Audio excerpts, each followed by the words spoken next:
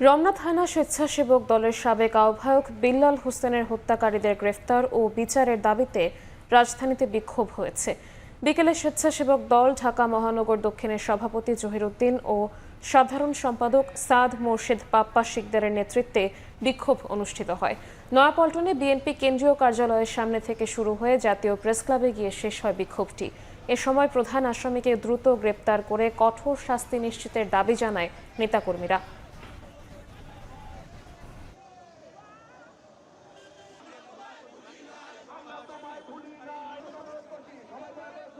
প্রধান আসামি এখনো গ্রেপ্তার হয় নাই।